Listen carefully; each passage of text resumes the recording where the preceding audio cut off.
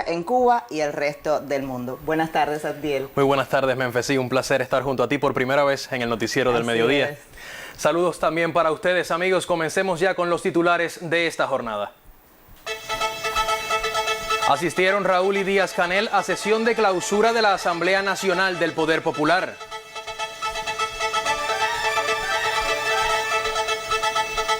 Rememoran aniversario 64 del reencuentro de Fidel y Raúl en Cinco Palmas.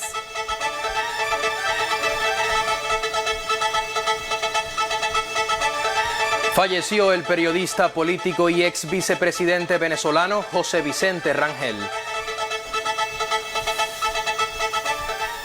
Ampliamos ya las noticias. El presidente de la República de Cuba, Miguel Díaz-Canel Bermúdez, pronunció las palabras de clausura del 6º periodo ordinario de sesiones de la Asamblea Nacional del Poder Popular en su 9ª legislatura. Díaz-Canel se refirió al 2020 como un año duro y desafiante. El presidente cubano dijo que nuestros enemigos insisten en matar, mientras nosotros insistimos en vivir. El talento natural del pueblo. El presidente de la República, Miguel Díaz-Canel Bermúdez, calificó al 2020 como un año duro y desafiante como pocos por el impacto brutal de la pandemia de COVID-19 junto al bloqueo norteamericano. Nuestros enemigos insistieron en matar y nosotros insistimos en vivir, dijo el mandatario. Una fortaleza que heredamos de nuestros líderes. Rememoró las hazañas cotidianas durante el enfrentamiento a la COVID-19, matizadas por el heroísmo de médicos, científicos y todo el pueblo. Reconoció la labor de nuestros colaboradores de la salud que llegaron a los sitios más remotos para combatir la pandemia. El presidente cubano reafirmó que a pesar del complejo escenario económico, Cuba no renuncia al desarrollo, se mantiene la inversión extranjera y se implementa la estrategia económico-social de la cual forma parte el ordenamiento monetario. Dijo que se sigue con interés y respeto las opiniones del pueblo. Se revisará lo que haya que revisar y se corregirá lo que deba y pueda ser corregido. La revolución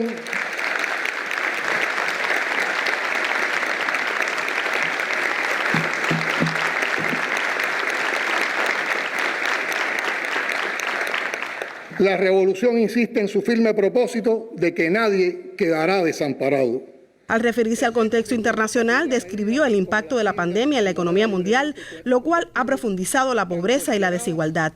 Reiteró el respaldo a la República Bolivariana de Venezuela, Nicaragua y Bolivia. El mandatario cubano calificó de sórdida la guerra económica contra Cuba y dijo que el bloqueo es moral y legalmente insostenible. Se refirió a los intentos de subvertir el orden social dentro de la isla, agresiones financiadas desde el exterior. Hay un enjambre anexionista contra la revolución, dijo. Nuevas provocaciones están en curso y nuevamente las derrotaremos.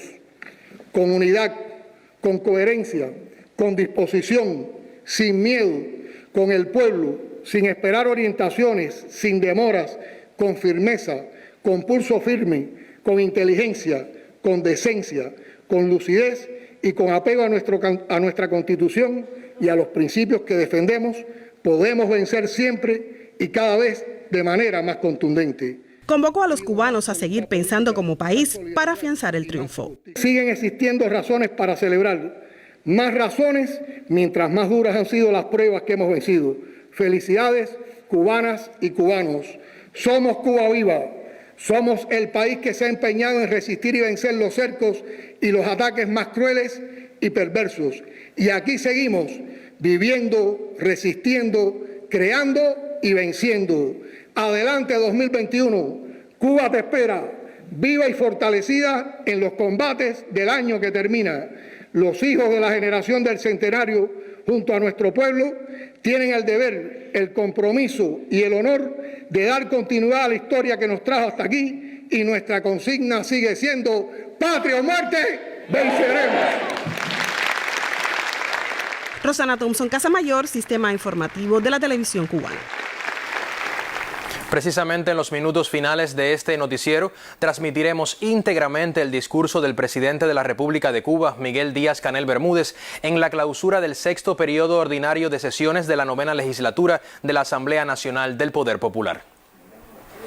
Y durante la jornada final del 6º periodo ordinario de sesiones de la Asamblea Nacional, los diputados aprobaron 2 nuevas leyes para el perfeccionamiento de los órganos locales del Poder Popular a nivel provincial y municipal. Además, se ofreció información actualizada sobre el cronograma legislativo. Será sometido a aprobación. El ministro de Justicia, Oscar Manuel Silveira, presentó ante el Parlamento el nuevo cronograma legislativo que propone la aprobación de 25 leyes y 29 decretos leyes entre 2021 y 2022. La mayoría de estas normas responde a la Constitución y a los lineamientos del partido.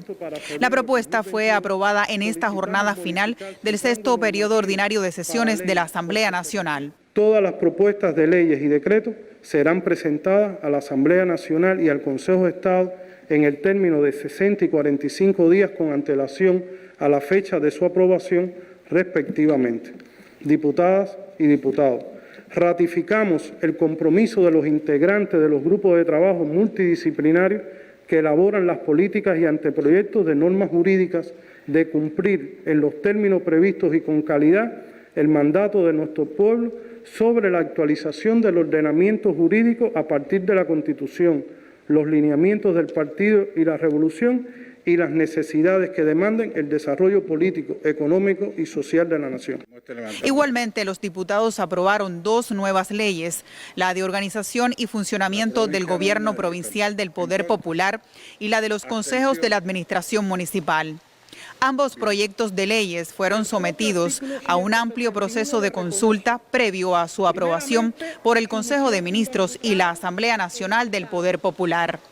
En el contenido de estas leyes adquiere especial relevancia lo referido al fortalecimiento de los gobiernos locales, su institucionalidad y el necesario y estrecho vínculo con el pueblo. En esta sesión, el diputado Yuri Valdés, director adjunto del Instituto Finlay de Vacunas, informó que este jueves 17, la Autoridad Reguladora de Medicamentos, Equipos y Dispositivos Médicos de la República de Cuba, SECMEC, aprobó el inicio del ensayo clínico fase 2 de Soberana 02, candidato vacunal cubano contra la COVID-19. Sostener el compromiso de la ciencia cubana, de nuestra organización BioCuba Pharma y sus instituciones, la Universidad de La Habana, que está insertado en este proyecto, de que nosotros en el primer semestre del 2021 Cuba pueda contar con su candidato vacunal, con alguno de ellos, y nosotros podremos impactar. Y realmente eso que pudiera ser una W, como decía el ministro de Economía, dejarlo en una V, y que realmente si todos nos ayudamos y somos realmente,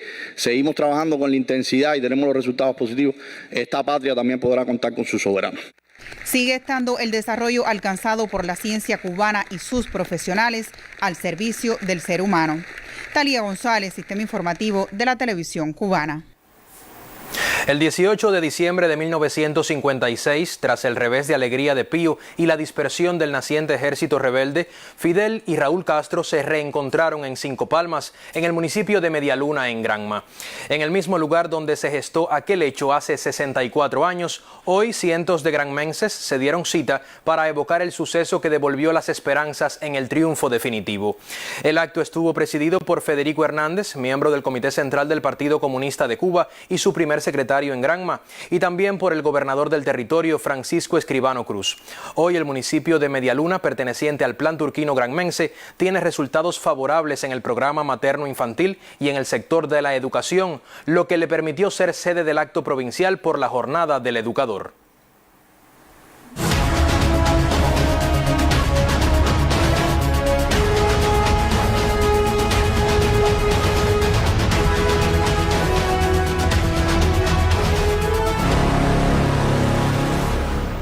Revisamos la actualidad epidemiológica del país. Cuba reportó en la jornada de ayer 122 nuevos casos confirmados con la COVID-19. No hubo fallecidos y hay 8 personas graves y 4 en estado crítico, según explicó el doctor Francisco Durán García, director nacional de epidemiología del Ministerio de Salud Pública.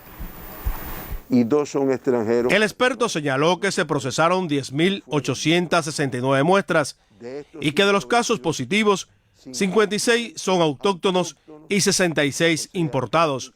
Enfatizó que en los últimos días la cifra de muestras para el diagnóstico de la enfermedad superan las 10.000 por jornada. De los 842 casos positivos que permanecen ingresados en Cuba, 830 presentan una evolución clínica estable y se dieron 142 altas médicas en la última jornada. en la semana 50 se diagnosticaron 585 personas con la COVID-19 contra 650 la semana anterior. Realmente hay una reducción independientemente de que son cifras elevadas. Y en el caso de los pacientes importados, pues son 290 contra 265. O sea, disminuye en la semana, pero aumenta el número de pacientes importados. Estamos hablando de personas que arriban a nuestro país con el diagnóstico de la enfermedad. El viajero llega, usted lo recibe, yo no digo que no lo reciba con afecto, con cariño, el familiar, pero de eso a violar el distanciamiento, el uso del nasobuco, el salir antes de saber la confirmación, el de permitir que personas entren al lugar donde se encuentra sin saber el resultado de la prueba, pues realmente es una violación que provoca transmisión de la enfermedad. Artemisa, Pinar del Río y Mayabeque son las provincias con el mayor incremento del número de casos con el nuevo coronavirus en los últimos 15 días. El doctor Durán también informó que de 1.301.921 muestras procesadas en el país desde el inicio de la enfermedad en el mes de marzo, se han confirmado 9.893 pacientes con la COVID-19, de los cuales el 90,3% se recuperó y se reportan 137 fallecidos. Adán Morel, Sistema Informativo de la Televisión Cubana. Bien compleja sigue siendo la situación epidemiológica en el panorama nacional. Por eso es tan importante el llamado que hacía el doctor Durán a la disciplina y a la responsabilidad ciudadana para ser consecuentes, por ejemplo, con lo que realiza el Laboratorio de Biología Molecular de la provincia de Matanzas, el cual analiza muestras provenientes de las diferentes áreas de salud del Aeropuerto Internacional Juan Gualberto Gómez y del Puerto Marítimo. Su labor es esencial también en el enfrentamiento a la COVID-19. Con el procesamiento de unas 900 muestras diarias como promedio, el Laboratorio de Biología Molecular de la provincia de Matanzas contribuye al enfrentamiento a la COVID-19. El laboratorio está trabajando bien con el equipamiento, con todos los técnicos, los licenciados. No hemos tenido ningún problema y estamos dando resultados en 24 horas. Pensemos que la población matancera esté satisfecha de nuestro trabajo y continúan mejorando en todo lo que podamos respecto a la elaboración de los PCR, el traslado de las muestras. Desde su inauguración el 18 de octubre del 2020, el laboratorio ha realizado unos 32.000 exámenes de reacción en cadena de la polimerasa PCR y ha apoyado a otros territorios como Santiago de Cuba, Las Tunas y Santi Espíritus. 32 especialistas laboran en esta unidad. Son 8 por grupo, 3 que trabajan en el departamento de extracción, 2 en el departamento de PCR, 1 en mezcla y un informático y un recepción de muestras, que es que recepcionan las muestras cuando llegan de los lugares donde se le da entrada, se revisa que la muestra venga con la encuesta, con todos los datos del paciente y de ahí se traslada para el laboratorio, donde va a empezar a hacer el proceso del PCR. En las últimas semanas, la provincia de Matanzas reportó un incremento de casos importados de COVID-19. De ahí la importancia de intensificar el control sanitario en aeropuertos y puertos y exigir el cumplimiento del régimen de aislamiento domiciliario por parte de los viajeros en las comunidades. Desde Matanzas, Sheila Ibáñez Llanes, Sistema Informativo de la Televisión Cubana.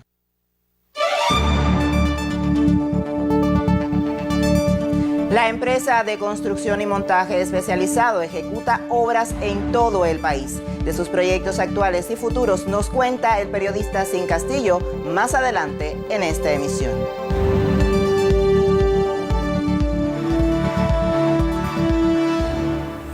Y América Latina es la región más golpeada por la COVID-19.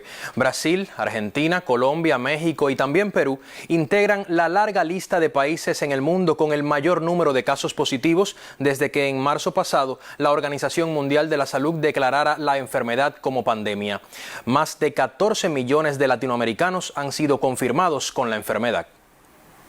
A nivel continental, Brasil solo es superado por Estados Unidos, nación que bordea las 300.000 muertes por el nuevo coronavirus y acumula la mayor cantidad de positivos en el mundo con casi 17 millones de infectados. Brasil, el país más afectado, batió su propio récord de contagios el miércoles, con 70.574 nuevos casos de coronavirus y 936 muertes en 24 horas. El segundo país en Latinoamérica con más positivos declarados es Argentina, con un registro superior a 1,5 millones de pacientes. Dentro de los países más afectados por la pandemia de coronavirus en Latinoamérica, también se encuentran Colombia, Perú, Chile y Ecuador. De acuerdo a los analistas, la inestabilidad política, el frágil sistema sanitario y la poca confianza de la población en sus dirigentes han influido en esta situación epidemiológica. Tenemos países que estaban viviendo ya ciertas inestabilidades políticas, económicas, sociales, en la que observamos sociedades muy polarizadas y por lo tanto con gran parte de la población que no confiaba en sus gobiernos que tomaron decisiones muy tardías o erradas, que también tenían una diferencia, el sistema de salud muy malo, con desigualdad estructural muy grande y a donde además también vimos casos de corrupción, por ejemplo, en la compra de medicamentos, equipos médicos, en fin. Además de este colapso sanitario, la región afronta el reto urgente de adquirir y distribuir una vacuna que llegue hasta los más de 650 millones de habitantes vulnerables. Un reto tan o más difícil como el de enfrentar una pandemia. Para el Sistema Informativo de la Televisión Cubana, Irma Shelton Tacé.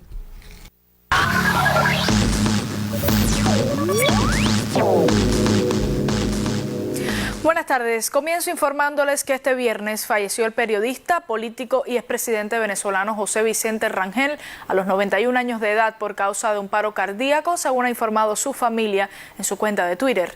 Rangel, quien estaba retirado de la vida política, ocupó cargos de máxima relevancia durante los mandatos del fallecido presidente Hugo Chávez. Desde el año 2002 al 2007 fue vicepresidente. De 2001 a 2002 fue el primer ministro civil de la Defensa y de 1999 a 2001 fue canciller. Por muchos años condujo el programa de entrevistas y opinión política José Vicente Hoy, transmitido por el canal venezolano Televen, en el que abordó diferentes ángulos de la vida, el acontecer político y económico, para que la opinión pública pudiese forjarse un criterio a partir de los argumentos expuestos por los invitados. Continuamos en América Latina, pues México podría convertirse en el primer país latinoamericano en iniciar una jornada de vacunación masiva contra la COVID-19. Es el primero de la región en autorizar el uso de emergencia de la vacuna de los laboratorios Pfizer y BioNTech. El gobierno mexicano compró 34,4 millones de dosis de la vacuna que serán distribuidas con ayuda de las Fuerzas Armadas. En tanto, desde la Organización Panamericana de la Salud, OPS, hacen un llamado a la paciencia y a confiar en los protocolos de vacunación. La jornada de distribución del fármaco en México cuenta con una inversión inicial de unos $1,000 millones y en su etapa 1 estará dirigida al personal de salud en primera línea de atención contra el coronavirus. Continuamos en esta región. El Ministerio de Trabajo de Bolivia informó que la tasa de desocupación se redujo casi un 4% tras el primer mes del nuevo gobierno del país. En un diálogo con el canal Bolivia TV, la ministra de Trabajo, Verónica Navia, afirmó que en el primer mes del comienzo del nuevo gobierno, presidido por Luis Arce, la tasa de desempleo en este país bajó del 11,8% al 8%. En este sentido, Navia detalló que durante el anterior gobierno de Bolivia, encabezado por la exmandataria interina Yanín Áñez, el porcentaje de la desocupación subió debido a las malas decisiones de esta administración y los efectos directos de la pandemia del nuevo coronavirus causante de la COVID-19. En otros temas, el gobierno estadounidense quiere agregar a casi 80 empresas chinas a una lista negra comercial, incluido el principal fabricante de chips del gigante asiático SMIC. La medida se considera la última en el esfuerzo del presidente saliente Donald Trump para aplicar una política dura contra China y se produce solo unas semanas antes de que el presidente electo Joe Biden tome las riendas del país norteamericano. Según la agencia Reuters, se espera que las designaciones del Departamento de Comercio nombren algunas empresas chinas que Washington dice que tienen vínculos con el ejército asiático, incluidas algunas que lo ayudaron a construir y militarizar islas artificiales en el mar de la China meridional, así como algunas involucradas en presuntas violaciones de derechos humanos. La administración de Trump ha utilizado a menudo la lista de entidades, que ahora incluye más de 275 empresas y afiliadas con sede en China, para atacar industrias clave de Pekín. Y al menos 344 estudiantes nigerianos fueron liberados por el grupo terrorista Boko Haram en el noroeste del país, según informaron las autoridades del país africano. Este jueves, los secuestradores difundieron un video en el que muestran a los estudiantes con los rostros cubiertos y asegurando que forman parte del grupo de menores raptados por la banda de Chekau, nombre del líder histórico del grupo terrorista. Boko Haram y su brazo disidente, el grupo Estado Islámico en África Occidental, activos en el noroeste de Nigeria, han causado más de 36.000 muertos en 10 años de conflicto y 2 millones de personas siguen sin poder regresar a sus hogares. Y con esta información me despido. Continúe con nuestra emisión.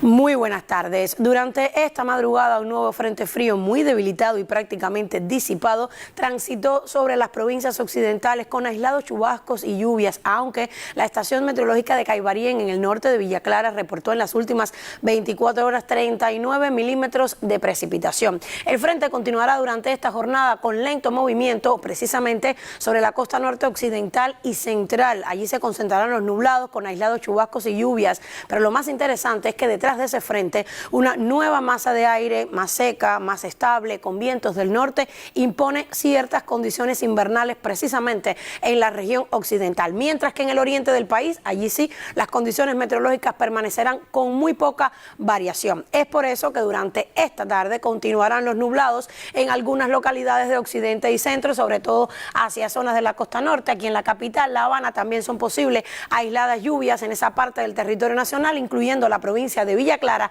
mientras que en el resto del país, como ven, será una jornada de sol y algunas nubes, pudiera nublarse también en alguna localidad, pero con escasas precipitaciones. Luego en la noche, como el frente continuará con lento movimiento precisamente en el norte occidental, pues continuarán los nublados parciales en esa parte del territorio, con la posibilidad de aisladas lluvias hacia zonas de la costa norte, y en el resto del país, sobre todo desde Santi Espíritus hasta Guantánamo, será poca la nubosidad en sentido general. Con la influencia de esa nueva masa de aire, las temperaturas en occidente han tenido un descenso, al menos si las comparamos con las jornadas anteriores. Observen los valores de temperatura máxima esta tarde. 23, 25 grados Celsius en el occidente del país, mientras que en centro y oriente continuarán muy elevadas, entre 30 y 31 grados Celsius. Luego en la noche, al empezar a disminuir la nubosidad, las temperaturas empezarán a bajar y tendrán valores entre 19 y 22 grados Celsius, superiores en el sur oriental, como prácticamente de costumbre, donde pueden llegar hasta los 24 grados Celsius. Los vientos, como ya les decía, soplan del norte y del nordeste en las provincias occidentales, del nordeste en centro y oriente, y en ambos casos con velocidades entre 10 y 25 kilómetros por hora. Pueden llegar hasta los 30 kilómetros por hora en zonas de la costa norte occidental e incluso con rachas superiores. Por eso habrá marejadas precisamente en el norte de occidente, oleaje en ambas costas orientales y poco oleaje en el resto de nuestros litorales. Así que ya usted sabe, condiciones invernales en la región occidental, aisladas lluvias en zonas de la costa norte y mucho calor con temperaturas elevadas en el oriente de Cuba. Hasta aquí el tiempo. Gracias por la compañía. Cuídese mucho y tenga muy buen día.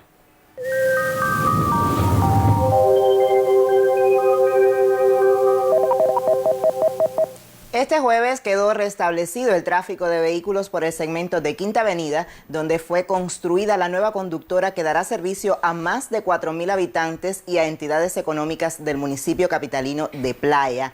En las últimas horas, brigadas especializadas de aguas de La Habana ejecutaron la conexión hidráulica de la obra, al tiempo que fuerzas del Ministerio de la Construcción pavimentaban zonas incluidas en el trazado del proyecto. Quinta Avenida recobra su infraestructura vial. En vías paralelas es concluida la conexión hidráulica de la nueva obra. El proyecto reemplaza viejos conductos y elimina fugas en el sistema Ariguanabo, el más afectado por la sequía en la capital. Los salideros no afloraban y como trabajaban al mismo nivel de la marea, por supuesto eran pérdidas de agua que teníamos y no se podían determinar en muchos casos. Y nos hemos dado cuenta ahora, una vez que terminamos que estamos concluyendo la obra, en los lugares fundamentales de abasto a la población, fundamentalmente los lugares más altos, cómo han ido mejorando las presiones.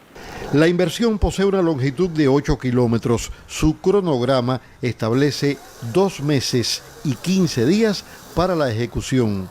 Este jueves, con una quincena de adelanto, fue concretada la conexión. Hay lugares que abastecíamos con pipas aquí en el municipio Playa, zona alta, que ya hoy en la etapa de prueba hemos eliminado la pipa. Concluiríamos toda la instalación hidráulica en la calle 42, o sea, toda la calle hasta 60, Quinta Avenida hasta 60, 60 por tercera hasta 42 y por supuesto poder evaluar ya todo el beneficio que va a recibir esta zona. La complejidad de esta obra ha estado fundamentalmente dada por la complejidad que hay con las redes existentes dentro de Quinta Avenida, tanto redes eléctricas, de teléfono, como las propias redes de agua y de drenaje pluvial y sanitaria que hay dentro de Quinta Avenida que pasan por diferentes lugares, que ha habido que cruzarla. Tras la obra hidráulica, la progresiva pavimentación por segmentos. Como estrategia, primero abrimos el tramo de 84 a 112, en primera instancia. En segundo tramo abrimos de 70 a 84 a 112. Y el tercer tramo fue el vial de servicio de 112 a 146 y hoy nos encontramos trabajando en el tramo de 70 a 60, lo cual va a permitir ya abrir el trazado directo de la Quinta Avenida en toda su longitud. El transcurso de fin de año, mediados de enero, quedaría concluido todo 60, tercera y las 2 rotondas de 112 y 146. En los últimos 8 años, pese al bloqueo imperial, el Estado cubano ha asignado a la capital más de 535 millones de pesos para obras hidráulicas. Son inversiones que mejoran el vital servicio y fortalecen e interconectan la infraestructura hídrica de la ciudad. Bernardo Espinosa, Sistema Informativo de la Televisión Cubana. Y ya lo habíamos adelantado, la modernización tecnológica de la empresa siderúrgica José Martí, conocida en nuestro país como Antillana de Acero, cuenta con la participación de trabajadores de la empresa de construcción y montaje especializado. En sus 44 años de existencia, la entidad ha ejecutado obras en todo el país vinculadas a sectores vitales como la salud, el turismo y el transporte. El proceso inversionista en la empresa del Ministerio de Industria tiene una importancia estratégica para el país. Permitirá a Antillana satisfacer la demanda nacional de barras de acero y exportar excedentes. Trabajadores de varias unidades de la empresa de construcción y montaje especializado, ECME, participan en la reparación de la nave de la acería eléctrica, la rehabilitación de la estructura de colador continuo y el encofrado de la mesa de vaciado aledaña, entre otras tareas. La entidad tiene una presencia notable en la inversión por ser ejecutora de diversas especialidades. Como es reparaciones de chimenea, tecnología por molde deslizante, sistemas de ingenieros de vapor, gastronomía, lavandería, gases medicinales. Estos sistemas los proyecta, los diseña, los ejecuta la ECME y le hace la puesta en marcha a la ECME. Los trabajadores de la ECME celebran el aniversario 44 de la organización con el plan de ventas de 2020 cumplido, ascendente a más de 40 millones de pesos. El enfrentamiento a la pandemia les deparó más trabajo este año, agregando clientes. 78 clientes contratados nuevos y más de 15 de seguimiento de distintos organismos. Particularmente resultaron beneficiados hospitales de La Habana y otras provincias del país con labores de climatización centralizada y redes para gases. El año próximo trae metas importantes. Lo más fuerte que vamos a tener son las 2 fábricas de cemento, Santiago de Cuba y Nuevita. En estos momentos son los picos fuertes que tenemos. En sus 44 años de existencia, la empresa de construcción y montaje especializado tiene en su haber la ejecución de unas 5.000 obras en sectores como salud, turismo y el transporte, entre otras. Sin Castillo, Sistema Informativo de la Televisión Cubana.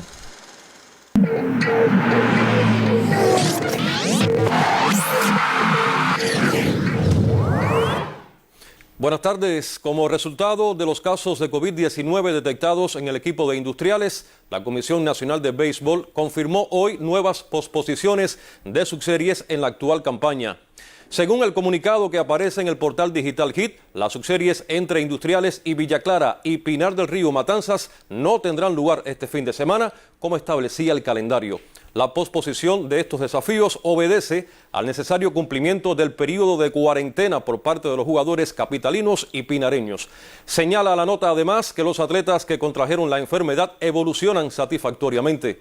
La comisión ratifica asimismo que al comienzo de cada subserie se realizan controles aleatorios en cada equipo participante y que ante casos confirmados se analizan las nóminas completas de los posibles contactos. También apunta que se continuará informando sobre esta situación. En más del béisbol, el joven cienfueguero César Prieto continúa acaparando varios lideratos individuales en la actual temporada del béisbol cubano, cuando han transcurrido 27 cotejos particulares. Veamos, el camarero de los Elefantes está al frente de los apartados de averaje con 401, en anotadas 68, hits con 112 y comparte el de triples con otro portento de la intermedia, el santiaguero Santiago Torres, con 5 cada uno. Entre tanto, el capitalino Lisván Correa lidera los departamentos de jonrones 25 y slugging 729. Por su parte, el granmense Guillermo Avilés es el que más impulsa con 74. En el área del picheo, destaca el camagüeyano Frank Madden, dueño de 5 apartados, juegos completos 9, ganados 11, lechadas 3, innings trabajados con 118 y 2 tercios y en ponches 93. El alazán Lázaro Blanco se mantiene aún con la mejor efectividad 2,01, mientras 3 lanzadores, el santiaguero Junior Tour, el sureño Carlos Ramírez y el industrialista David Mena, son punteros en juegos salvados con un total de 12. Ahora quiero compartir con ustedes 2 datos curiosos aportados por el estadístico de Juventud Rebelde Benigno da Quinta que merece la pena compartir con ustedes. El primero de ellos tiene que ver con la actuación defensiva del lanzador zurdo Misael Villa, quien no ha cometido errores desde la 54 serie. El tirador artemiseño pifió por última vez el 1 de enero de 2015 en un juego entre Artemisa y la Isla de la Juventud, celebrado en el Parque 26 de julio. El otro elemento significativo tiene que ver con el industrialista Lisván Correa. El slugger azul se convirtió esta campaña en el pelotero número 20 que conecta 20 jonrones o más en una temporada. 2 jugadores lo han hecho 4 veces, Alfredo Despaine y Juan Carlos Pedroso. Y el talentoso receptor cubano Ariel Martínez se incorporó recientemente a la causa de los cocodrilos matanceros. Sobre sus actuales pretensiones y su paso por el béisbol japonés, el también máscara de los Dragones de Chunichi conversó con el periodista Primitivo González. Ariel Martínez, receptor yumorino sin mucho tiempo de descanso por el sentido de pertenencia y amor por el terruño, en la subserie entre Cienfuegos y Matanzas, debutó en la serie 60. En las 13 veces al bate durante los 3 desafíos entre cocodrilos y elefantes, el joven natural del municipio de Martí, en la Atenas de Cuba, recibió 5 boletos, un pelotazo y conectó 2 imparables. Tenía muchas ganas de incorporarme y tratar de ayudar al equipo. Las expectativas eran esas, que el equipo estaba en un bache ahí, que estaba bajando lugar en la tabla de posición, y mi expectativa era tratar de ayudar lo más posible. Sobre las experiencias en el deporte nipón y las fortalezas y debilidades de nuestro béisbol y sus expectativas, dijo: La liga japonesa es una liga que tiene mucha organización, que es una liga que es seria, que se trabaja mucho, que se entrena mucho, que tiene muchos recursos, muchos implementos, que los equipos y los peloteros entrenan mucho y siempre están preparados, que aprovechan el día entero. Hay cosas que por aquí por problemas de recursos y problemas de horario y eso no se puede aprovechar el día entero. Y eso es la única diferencia, que ahora los peloteros, cuando van a jugar, pelotean al 100% porque juegan de noche y se entrenan antes de los juegos y se aprovecha cada día para que todos los peloteros estén en forma. Aquí en Cuba estamos en desventaja porque aquí en Cuba hay que llegar en un horario muy difícil, por ejemplo, a las 10 de la mañana, que esto es llegar y jugar, no se puede entrenar, no se puede hacer nada. Esas son las diferencias, pero al final la pelota es la misma. En Cuba tenemos mucha calidad, en Cuba los muchachos juegan por amor a la camiseta y tratan de dejarlo todo en el terreno a pesar de la dificultad y siempre es bonito jugar aquí. Ariel, un joven cubano de su tiempo, con mucha modestia y sencillez, pero con sentido de pertenencia y amor por nuestro deporte nacional, patentizó que cuanto pueda aportar a su equipo y el país de sus conocimientos de la pelota japonesa para perfeccionar el nuestro, lo socializará a todos los niveles en el país. Como parte de la preparación de nuestros atletas de cara a los Juegos Olímpicos de Tokio, la gala del judo cubano acontecerá mañana sábado en el gimnasio Antonio Nores de la ciudad de Cárdenas, en Matanzas. En total serán 14 combates previstos, 7 para hombres e igual cantidad en las mujeres, al tiempo que se anuncian como únicas ausencias relevantes la de Idalis Ortiz por razones estratégicas y Maylin del Toro por enfermedad. Dentro de la cartelera programada habrá expectación en la pelea de los 52 kilogramos, en la que serán rivales la medallista centro y panamericana Naomi Sacosta y la bronce mundial juvenil Melissa Hurtado. De acuerdo con los protocolos sanitarios a seguir durante el actual periodo, no podrá concurrir público a la instalación. No obstante, para el disfrute de todos, el compañero Roberto González, director del canal Tele Rebelde, informa que existe el interés y la disposición de grabar los combates este sábado para transmitirlos el lunes en horas de la noche. Y en la despedida quiero felicitar al colega Roberto Pacheco de Radio Rebelde, quien acaba de ganar el premio Abelardo Raydi por la obra de la vida que otorga la Asociación de Periodistas Deportivos de América a personalidades del gremio. Así finaliza el tiempo que dedicamos a los deportes. Feliz jornada.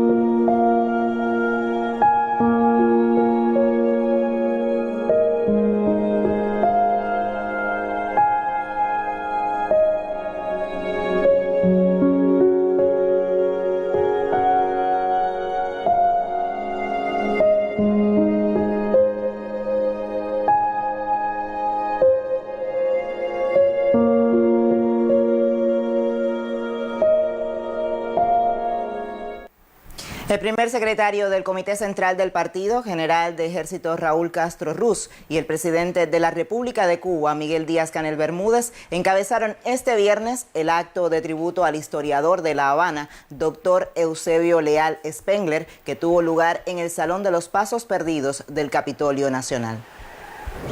Luego de una jornada de sentido homenaje popular, este viernes tuvo lugar el acto de tributo al historiador de La Habana, doctor Eusebio Leal Spengler, quien falleció el pasado 31 de julio en la ciudad que le vio nacer y a la que dedicó toda su vida.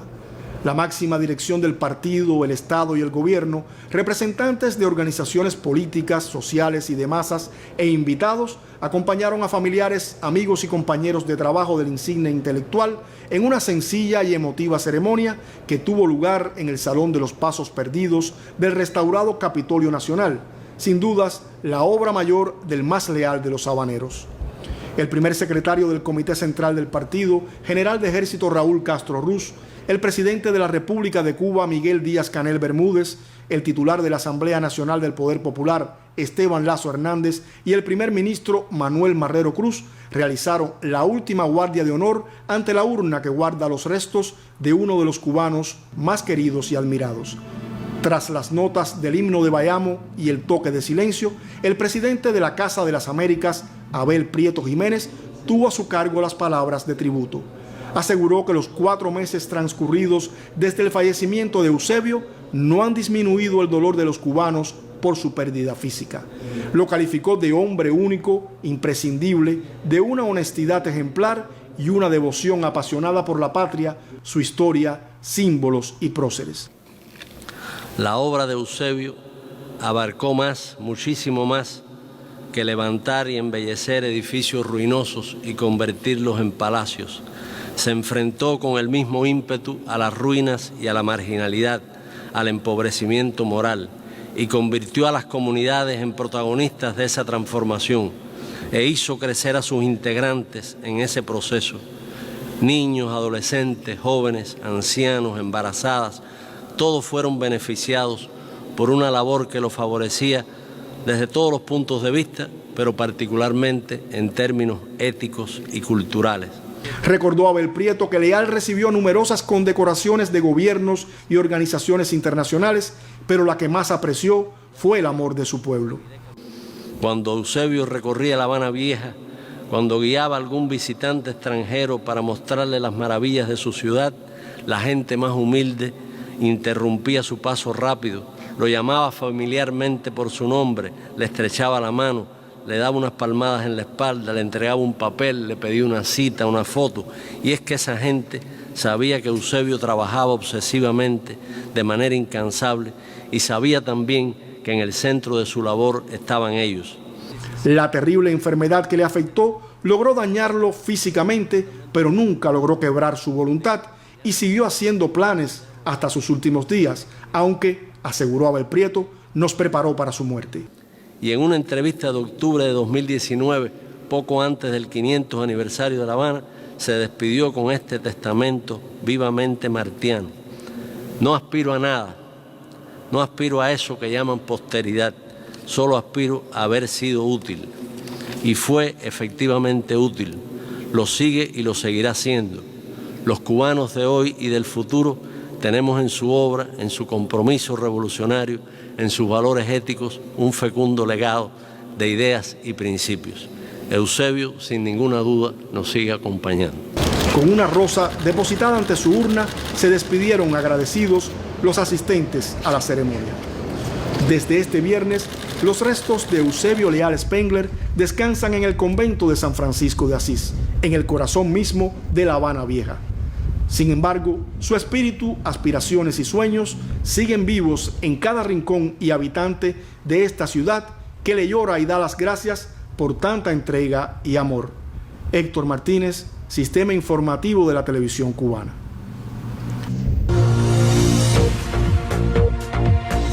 El reencuentro de Fidel y Raúl en Cinco Palmas fue un punto crucial para el reinicio de la lucha armada por la libertad de Cuba. Así lo refleja la periodista Gladys Rubio en los minutos finales de esta emisión. Continuamos con otros temas nacionales. El fructífero desarrollo de 60 años de relaciones entre Rusia y Cuba fue celebrado recientemente con un encuentro expositivo en la Biblioteca Nacional José Martí. Al inaugurar la muestra, el embajador de Rusia en nuestro país, excelentísimo señor Andrei Guskov, resaltó: la colaboración entre la Unión Soviética y Cuba se efectuaba prácticamente en todos los campos de la actividad humana, desde los programas científico-tecnológicos como el vuelo conjunto al espacio realizado por los cosmonautas Yuri Romanenko y Arnaldo Tamayo Méndez, el aniversario 40 del cual también hemos celebrado este año. Con profunda satisfacción puedo constatar que hemos logrado preservar el legado de los grandes predecesores y continuar la colaboración mutuamente beneficiosa entre nuestras dos naciones. El diplomático también significó que ambos países son aliados que colaboran vigorosa y eficazmente en la arena internacional y además puntualizó: apoyamos también los esfuerzos de nuestros amigos en su lucha contra la propagación de la COVID-19. Saludamos los éxitos de los científicos cubanos en la elaboración de propias vacunas contra el coronavirus, así como de las brigadas médicas internacionales que luchan contra la enfermedad en diferentes países del mundo. Los más de medio centenar de documentos, archivos, fotos y materiales exhibidos testimonian la interacción en las diversas esferas en que La Habana y Moscú colaboran. En el encuentro estuvieron presentes embajadores y representantes de las repúblicas que integraban la antigua Unión Soviética cuando se restablecieron los vínculos 6 décadas atrás y con las que Cuba mantiene relaciones diplomáticas actualmente. La apertura de la exposición contó con la asistencia del viceministro del MINREX, Gerardo Peñalver, y la vicetitular del Ministerio de Educación Superior, Miriam Alpizar, así como de otros funcionarios de organismos y centros cubanos. Daisy Gómez, Sistema Informativo de la Televisión Cubana. Y del panorama extranjero, la caída en las exportaciones y el turismo a escala global como consecuencia de la epidemia o de la pandemia de COVID-19, así como las negociaciones sobre la salida del Reino Unido de la Unión Europea, son temas del ámbito económico internacional que el periodista Néstor Pardiño amplía a continuación.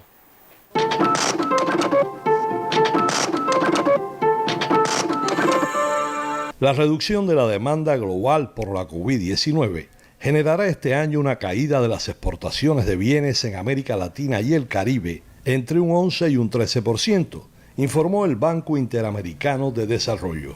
Cifras de esa entidad financiera señalan que en el Caribe el descenso será de casi 20% en los ingresos generales por exportaciones. El primer ministro británico Boris Johnson dio como muy probable que el Reino Unido y la Unión Europea no sellen un acuerdo comercial post-Brexit a menos que el bloque adopte una postura en las negociaciones. El Reino Unido abandonó la Alianza Europea el 31 de enero pasado como parte del proceso del Brexit, pero Londres y Bruselas se dieron un plazo de 11 meses para negociar los términos de su futura relación comercial. Transcurridas 9 rondas de conversaciones bilaterales y a 2 semanas para que expire el llamado período de transición, las negociaciones se encuentran estancadas por desavenencias sobre las cuotas pesqueras y las leyes que evitarían la competencia desleal. El turismo mundial cayó en 2020 a los niveles de hace 30 años, tras una pérdida de 1.000 millones de viajeros y más de $1 billón, reveló la Organización Mundial de Turismo. En un reporte publicado en España, el organismo situó entre un 70 y un 75% la disminución prevista para el sector en el año que está a punto de concluir, como consecuencia del impacto de la pandemia de la COVID-19. Esta enorme caída en el turismo debido a la pandemia podría resultar en una pérdida económica de $2 billones en el Producto Interno Bruto global. Néstor Pardiño, Sistema Informativo de la Televisión Cubana.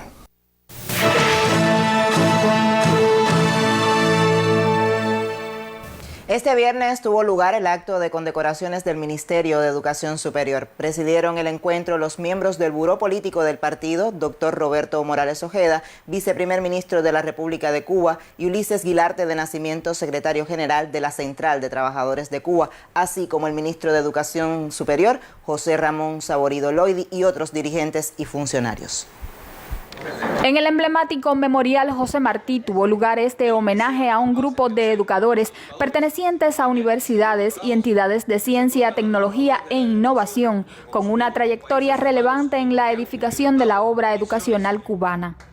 El viceprimer ministro, doctor Roberto Morales Ojeda, impuso la Orden Fran País de primer grado y el secretario general de la Central de Trabajadores de Cuba, Ulises Guilarte de Nacimiento, entregó la Orden Fran País de segundo grado. También se entregaron la medalla José Tey y la distinción por la educación cubana a un grupo de docentes en reconocimiento a su papel en la formación de las nuevas generaciones y en el desarrollo de la educación en el país. Esta distinción recoge toda mi labor de 38 años dedicado a la educación superior y por supuesto que constituye también un compromiso para seguir avanzando en la formación de las nuevas generaciones. Un momento especial estar nosotros representando, porque al final representamos a profesores y profesoras a lo largo de todo el país.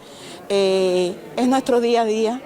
Es un placer, pero además es una pasión entregarnos a esa formación humanista, esa formación llena de valores, y es nuestra vida, la dedicamos todos los días a esa misión. Nuestro pueblo sabe, domina perfectamente lo que ha sido desde la plataforma de Moncada, la voluntad política de lograr un país altamente educado y preparado como un bien público y un derecho de cada uno de nuestros ciudadanos. Seguiremos con ese trabajo, con esa intención.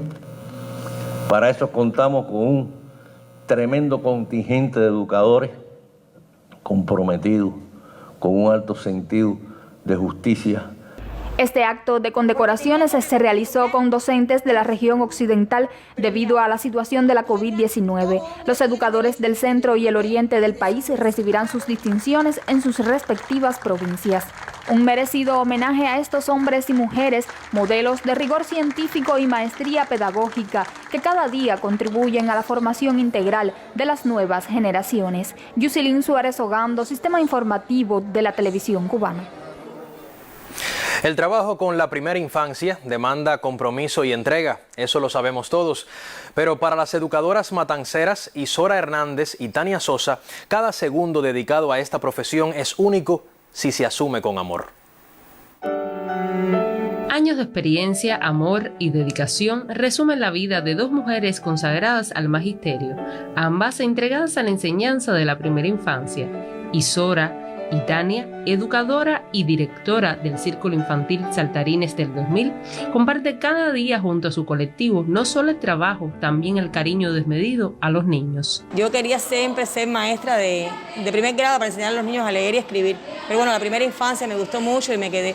Y bueno, ya llevo 44 años en esta profesión. Lo que más me gusta es trabajar con la estética del círculo, la higiene, la organización, el trabajo metodológico, el trabajo con la familia. Meses de duro trabajo desde el reporte de primeros casos de COVID-19 en la isla hicieron crecerse y poner en práctica protocolos sanitarios para evitar contagios en un grupo tan vulnerable como son los infantes. No cerramos en ningún momento, el círculo se mantuvo abierto, fuimos el círculo que prestamos servicio en el Consejo Popular Matanza Oeste.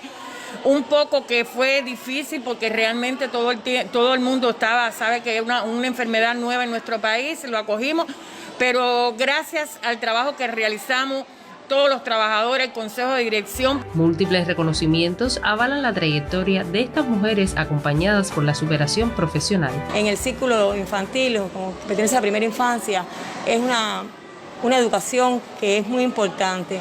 Porque los niños son muy pequeños y hay que cuidarlos, aparte de educarlos, hay que cuidarlos mucho. La vida les regaló, según señalan, el placer de ser educadoras. La satisfacción más grande que tengo es que desde hace más de 20 años yo cuido a los niños, puedo decir a los hijos de los niños primeros que yo cuidé. Y ahora ya descubrí que tiene uno de los niños que yo eduqué también hace muchos años, tiene 42 años ya, él tiene una nieta. Así que pronto voy a cuidar niños de los hijos de los nietos de los primeros niños que yo cuidé. Si volviera a nacer, fuera educadora de nuevo, porque realmente desde niña siempre sentí amor por la profesión de educar.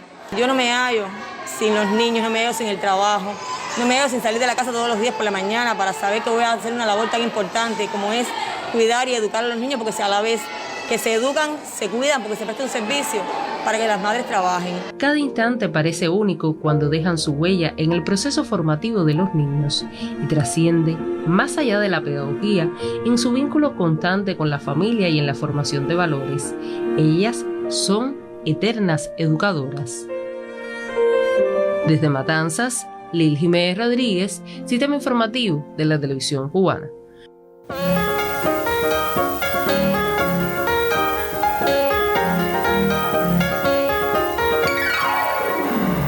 Buenas tardes. Como parte de las celebraciones por la Jornada del Educador, la Escuela Nacional de Teatro acogió la gala central en homenaje a los profesores del Sistema de la Cultura, a quienes está dedicada especialmente la fecha en esta ocasión. Estudiantes de las Escuelas Nacionales de Arte, la Jazz Band del Conservatorio Amadeo Roldán y el proyecto comunitario Clave de Sol acudieron a la cita con motivo de agasajar a sus educadores de la manera que mejor lo saben hacer, la expresión artística. A ellos, quienes por primera vez asumieron la encomienda de diseñar e impartir programas educativos de las artes desde la pequeña pantalla, estuvo destinado el mayor tributo. De ahí que en reconocimiento al importante rol de la docencia televisiva en el enfrentamiento a la COVID-19, desempeñado por el Centro Nacional de Escuelas de Arte, en conjunto con el Ministerio de Cultura y la Facultad de Medios Audiovisuales de LISA, la UJC entregará la condición Jóvenes por la Vida a sus profesores. Fue un trabajo de equipo en que profesores más experimentados apoyaron a los menos experimentados, así como personas de los medios de comunicación que tuvieron que asesorarnos, tuvieron que ayudarnos. Se trataba de despegar un estudio recién inaugurado, no se había puesto en marcha, en medio de la contingencia. Creo que el reto fue bien grande porque se trata de procesos de producción, se trata de organizar el personal en medio de esas condiciones. No obstante, el resultado no habría sido posible sin el apoyo de la televisión cubana, medio que puso a disposición de la enseñanza artística los canales Educativo y Tele Rebelde. Ambos, junto a la dirección de la televisión cubana, fueron reconocidos en nombre del Sistema de la Cultura. Como parte de la actividad, las editoriales Abril y del Instituto Superior de Arte presentaron una muestra de sus publicaciones, una celebración donde convergieron las artes en agradecimiento a quienes consagran su vida profesional a la continuidad de la cultura cubana desde las aulas. Gabriela Sánchez, Sistema Informativo de la Televisión Cubana. El próximo domingo, los artistas miembros de la Asociación Hermanos Saiz de Cienfuegos se reunirán por última vez en el año como colofón de la peña El Patio de mi Casa. El espacio congrega a numerosos creadores jóvenes y en esta ocasión significará también la unión de varias manifestaciones. El patio de mi casa es una opción para recomendar siempre, porque el aire que se respira allí es de trova, de artes visuales, de teatro. Cada domingo a las 6 de la tarde en el Centro Cultural Beni Moré se reúnen los integrantes de la Asociación Hermanos Saiz para presentar una auténtica descarga musical. Hemos invitado a la mayor parte de nuestros asociados, a los que hemos podido contactar y invitándolos a todos a que se reúnan acá en el domingo, porque además va a ser el último encuentro que vamos a tener entre todos de este 2020, una manera de compartir, de vernos todos, de socializar. La confluencia de diferentes manifestaciones y la versatilidad de los artistas es sin dudas una de las grandes virtudes de este espacio, que comenzará luego del verano. Especialmente vamos a estar entregando los premios Adolfo Llauradó, que a Daily Murphy, Esther Valladares y Jessica Capote, que obtuvieron mención en estos premios que son de la Asociación Hermanos Saiz Nacionales. Ellos tuvieron mención en teatro para niños y entonces vamos a estárselos entregando en esta peña. Hasta el 2021 recesa esta peña, que seguro regresará con nuevas propuestas, siempre frescas y juveniles como los creadores que la defienden, muestra ellos mismos de la alta madurez que ya se observa en la vanguardia del arte joven en nuestra ciudad. Desde Cienfuegos, Anay González, Sistema Informativo de la Televisión Cubana.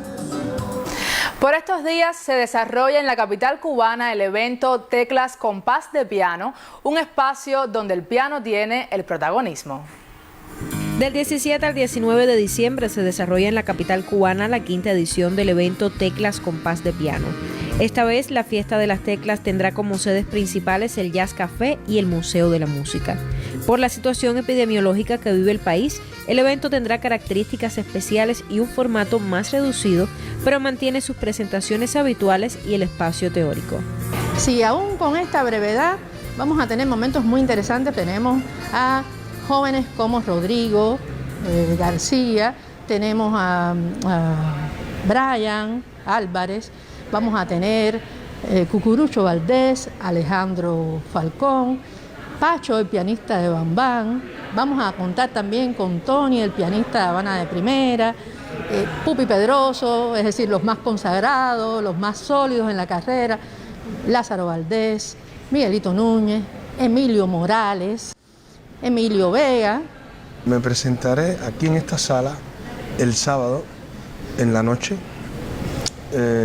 y llevo tiempo ya participando en este evento que me encanta, por cierto, porque pienso que es un evento que retoma un poco lo que en nuestro país ha existido de hace mucho tiempo, que es la tradición del pianismo en Cuba. Y creo que tener un espacio y un festival que sea nada más para los pianistas es algo muy positivo, ya que entre la música clásica y la música popular no existen barreras. Básicamente podemos decir que hay música cubana. Teclas Compás de Piano es un evento que enaltece el legado de grandes pianistas como Peruchín Justis, Rubén González, Bebo Valdés, Joseito González y una larga lista de maestros que tanta cubanía imprimieron al catálogo de obras en nuestra historia musical. Saily Pérez Gordillo, Sistema Informativo de la Televisión Cubana. Y así finaliza nuestro recorrido noticioso por el acontecer artístico y literario este viernes. Buenas tardes. Buenas tardes también para ti, Omairis. Transcurría la medianoche del 18 de diciembre de 1956 cuando Fidel y Raúl se encontraron en la finca El Salvador, en el enclave Cinco Palmas, tras los sucesos de Alegría de Pío. Los expedicionarios del Yate Granma comenzaban a reagruparse con la certeza de que alcanzar la libertad de Cuba era posible. La luna iluminó la noche del reencuentro en Cinco Palmas, lo cuenta Raúl en su diario de campaña. Ellos habían vencido el acoso del ejército, a la sed, al hambre y al cansancio. Fidel estaba lleno de optimismo, fe y esperanza, Ya eran más combatientes para iniciar la lucha. Sabía que crecerían en hombres y en armas y vencerían porque tenían de su lado los ideales y la razón. Esa fe en la victoria fue una de las mayores fortalezas de los líderes guerrilleros y del ejército rebelde. Raúl comprendió lo que significaba aquel reencuentro de los dos grupos de combatientes. Al otro día, así escribiría en su diario: el día de ayer las peripecias, coincidencias y detalles, obras todas del destino que nos trajeron a unirnos a estos compañeros. Necesito un capítulo aparte que será redactado en el futuro. Y tuvo razón Raúl, sería un capítulo trascendental de la historia aquel reencuentro. Pasando por encima de todos los obstáculos y dificultades, un ejército guerrillero renacía en aquella noche de luna en 5 Palmas. Gladys Rubio, Sistema Informativo de la Televisión Cubana. Y como anunciamos a continuación, transmitimos el discurso del presidente de la República de Cuba, Miguel Díaz-Canel Bermúdez, en la clausura del 6º periodo ordinario de sesiones de la 9ª legislatura de la Asamblea Nacional del Poder Popular.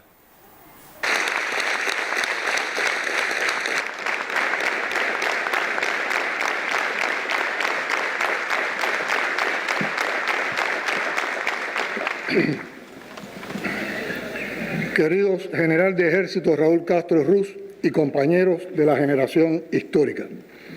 Compañero Esteban Lazo, presidente de la Asamblea Nacional del Poder Popular y presidente de los Consejos de Estado, del Consejo de Estado. Diputadas y diputados, compatriotas, se honra a Cuba al contar en un día como hoy, cuando se cumplen 6 años de su regreso a la patria, con el compañero Gerardo Hernández Norbelo como miembro de nuestro Consejo de Estado.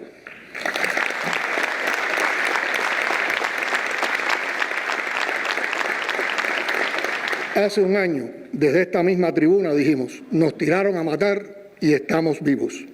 Suponíamos entonces que nada podría ser peor que aquella escalada de medidas de endurecimiento del bloqueo imperialista y de ataque a las fuentes de suministros energéticos, a las brigadas médicas y a cualquier posibilidad de financiamiento.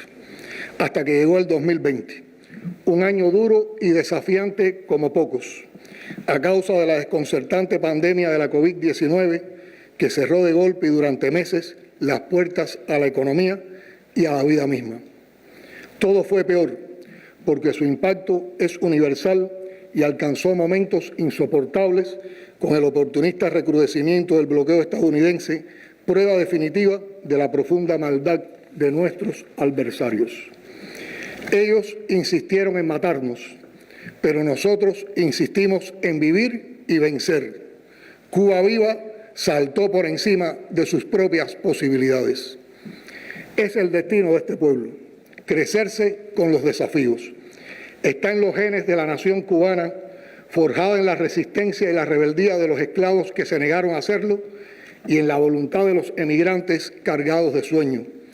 Está en la herencia de los líderes independentistas que quemaron sus riquezas en el fuego de la revolución, en las madres de sus hijos nacidos en medio del combate y en la fuerte identidad del criollo que maduró en los largos años en que la patria solo fue libre en la manigua. Está en las sucesivas generaciones que dejaron sangre y simiente en desiguales combates en calles y en serranías hasta la victoria. No hay modo de explicar la existencia de la revolución, su triunfo y su sobrevivencia frente a despiadados acosos y dolorosos abandonos, sin esas esencias que todos los días nos ponen frente a una historia que ya acumula tantas heroínas y héroes por habitante que se hace difícil contarlos. Pero el ejemplo contagia. En estos meses de pandemia hemos sido testigos de hazañas cotidianas en personas de todas las edades y oficios. Mujeres y hombres, jóvenes y ancianos, hasta los niños lo han sido al transformarse en ejemplares educadores de sus padres en cuanto al uso del nasobuco, el lavado de las manos o el distanciamiento físico, los 3 pilares de la responsabilidad individual en esta batalla de todos. Quiero decir hoy aquí que cada hora de estos meses de enfrentamiento a la COVID-19 fue de crecimiento y aprendizaje. Hubo jornadas tensas, agotadoras, pero jamás nos acompañó el desánimo, gracias especialmente al pueblo. No es posible el desánimo cuando se tiene enfrente el heroísmo, no de una persona o de un grupo, sino de una nación entera. Y ese heroísmo nos ala constantemente, nos inspira a dar más, a hacer más, a sentir vergüenza cuando el cuerpo nos pide un descanso. Soportando carencias de todo tipo, colas desgastantes y una renuncia temporal a fiestas y abrazos, las cubanas y los cubanos aceptamos los más duros retos en el 2020. El nuevo coronavirus es un gigantesco desafío en medio de la crisis impuesta por el bloqueo, pero lo asumimos sin miedo. Hemos tenido menos medicinas, menos comida, menos transporte, pero también menos contagios, menos enfermos y menos fallecidos. Eso solo se explica porque hemos tenido más voluntad política, más solidaridad y más justicia social, más socialismo. En la ciencia y la medicina se implantaron récords en cuanto a la entrega y el sacrificio personales y colectivos que permitieron que el país se colocara muy pronto entre los que han logrado controlar la pandemia. Para ilustrarlo con la rotundidad de las cifras, el país acumula 1.294.052 muestras realizadas con 9.771 casos positivos, de los cuales lamentablemente han fallecido 137 personas para una tasa de letalidad de 1,4, por debajo de la tasa mundial de 2,25 y también por debajo de la tasa de la región de las Américas de 2,54. Somos de los pocos países del mundo que no han registrado muertes por COVID de embarazadas, niños ni personal sanitario. Cerca del 90% de todos los contagiados se han recuperado, gracias a los robustos protocolos que se perfeccionan continuamente. Las salas de terapia intensiva no han colapsado y paralelamente con la atención médica, los profesionales de la salud trabajan en más de 800 investigaciones que han generado cientos de publicaciones científicas. Más de una docena de biofármacos cubanos se emplean en los tratamientos, mientras se ensayan 4 candidatos vacunales y ya se lograron prototipos de 3 modelos de ventiladores pulmonares de cuya producción se ocupará la industria nacional.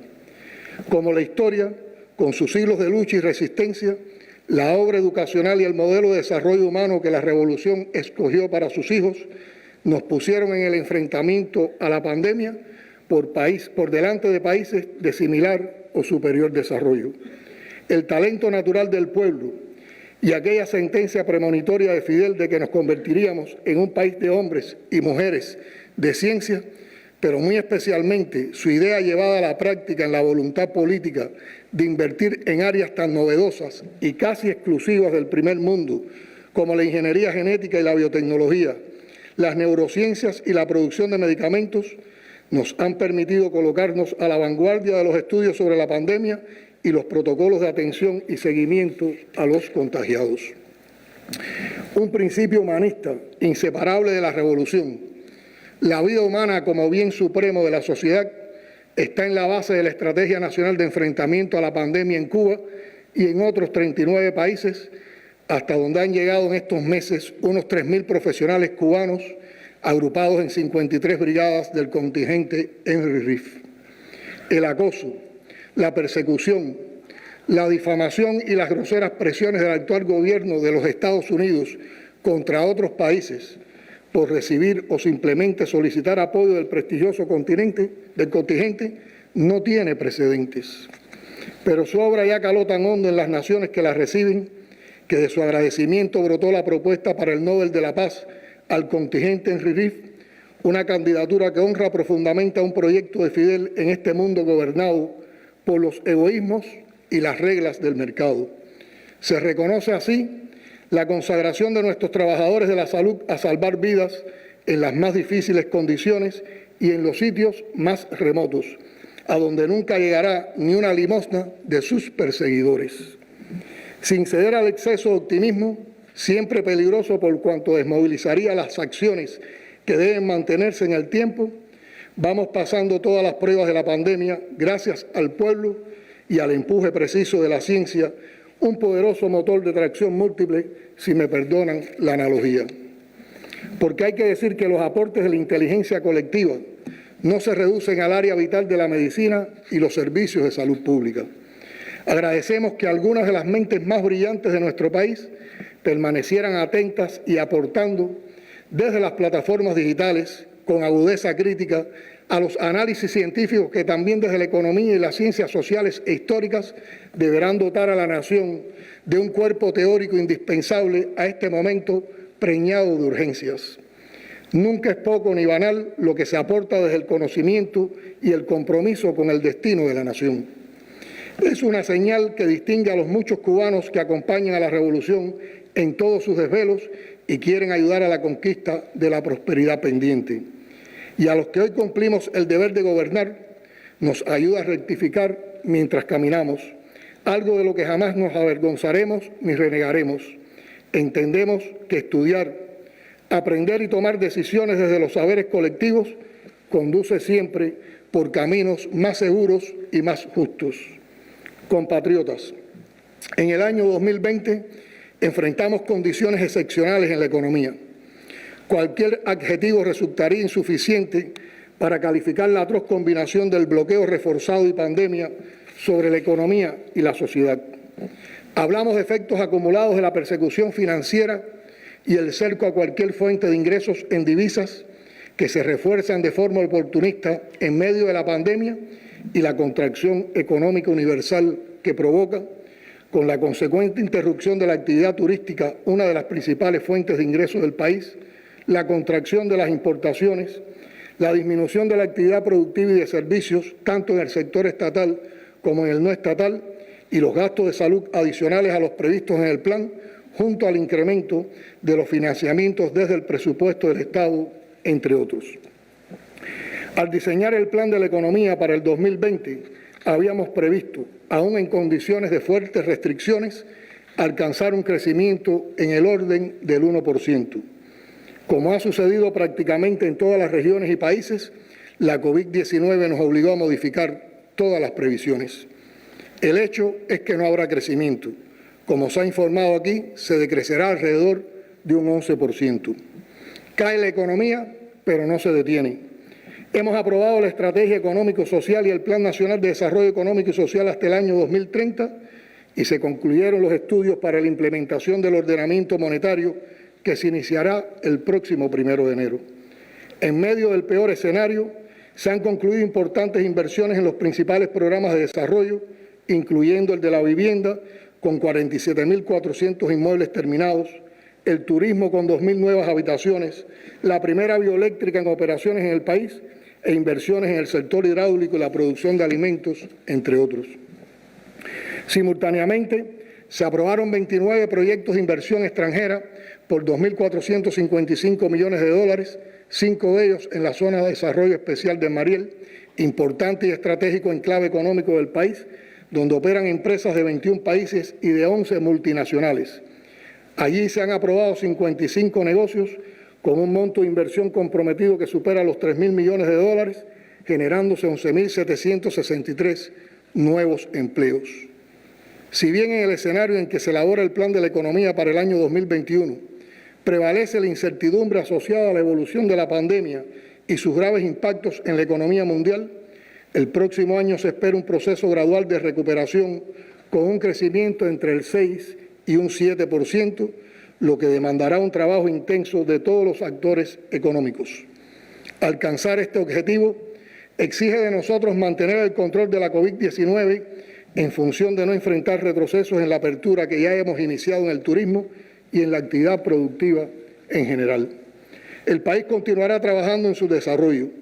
El plan de inversiones incrementa un 22% respecto al 2020, concentrándose el 60% de los recursos en los sectores priorizados: producción de alimentos, medicamentos, defensa, turismo, fuentes renovables de energía, programa de la vivienda y las fábricas de producción de cemento y acero.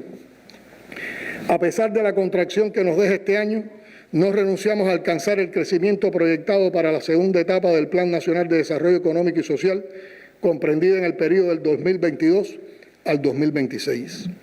Para ello es preciso continuar avanzando con mayor celeridad y prioridades claras en la implementación de la estrategia económica y social, manteniendo bajo control la inflación, evitando que se exprese por encima de los niveles proyectados en el ordenamiento monetario, incentivando la generación de nuevos empleos, fundamentalmente en la actividad productiva, para lo cual es imprescindible el impulso al desarrollo local, priorizando el turismo en respaldo a su recuperación gradual y con énfasis en los suministros para la circulación mercantil minorista en moneda nacional, sobre todo de productos de amplia demanda. Se priorizará igualmente el impulso a las inversiones en la Zona Especial de Desarrollo Mariel y el incremento de las ventas de las entidades nacionales a la zona por encima de lo proyectado en el plan y la participación de la industria nacional como proveedor de las ventas minoristas y mayoristas en divisas. En ese contexto, será preciso mejorar el déficit fiscal proyectado a partir de una mayor eficiencia del gasto público y del aumento de los ingresos del presupuesto del Estado. Con el inicio del ordenamiento monetario, el año 2021 será decisivo en la recuperación gradual de la economía, en tanto logremos crear condiciones más favorables para el desarrollo del sector productivo nacional. Esas prioridades conectan con algunos avances logrados durante este año difícil, como los programas de desarrollo territorial, la gestión de la ciencia y la innovación, las redes de laboratorios de biología molecular, las nuevas facultades otorgadas al sistema empresarial, el programa para el avance de la mujer, la política de comercialización de productos agropecuarios, la creación de parques tecnológicos y sociedades mercantiles de interfase entre universidades y empresas. La conducción de la economía se ha diseñado bajo el principio de asegurar como objetivos esenciales el acceso a los alimentos, combustibles, fertilizantes y plaguicidas, medicamentos, satisfacer las demandas de la defensa, así como la prioridad en la obtención de los financiamientos para la industria nacional, haciendo efectivo el propósito de no importar lo que podamos producir eficientemente en el país. El principio ha sido introducir modificaciones para lograr mayor flexibilidad, objetividad e innovación en la respuesta a los problemas y la búsqueda de soluciones. Compañeras y compañeros, el desafío del periodo que evaluamos hoy ha sido superior a cualquier otro momento, por cuanto nos planteamos en el mismo año de la pandemia y la intensificación del bloqueo, comenzar la aplicación del ordenamiento monetario y cumplir con un muy intenso cronograma legislativo que le otorgue fuerza práctica a nuestra Constitución. La tarea de ordenamiento es, sin dudas, el más complejo proceso económico de los últimos años, pero posponerlo sería aún más costoso en el tiempo. Seguimos con interés y respeto las preocupaciones de la población, cuyo bienestar nos empeñamos en construir. En función de responder a ellas, ministros y otros especialistas explican y explicarán más de una vez y de forma detallada las cuestiones que puedan generar dudas, que son casi todas por la novedad del proceso. Existen inquietudes con relación a los salarios y también, sobre todo, en cuanto a las tarifas eléctricas. Podríamos dar una única respuesta limitándonos a explicar el mantenimiento de grandes subsidios a los sectores que menos consumen. Pero en el ordenamiento monetario, ninguna medida puede verse fuera del contexto económico nacional y mundial, donde los precios y el acceso a los combustibles obligan a los países de menor desarrollo a ajustar sus consumos. Lo que sí podemos afirmar categóricamente es que no se trata de una política de terapia de choque ni de corralitos financieros, como algunos insisten en proyectar. Se revisará lo que haya que revisar y se corregirá lo que deba y pueda ser corregido. La revolución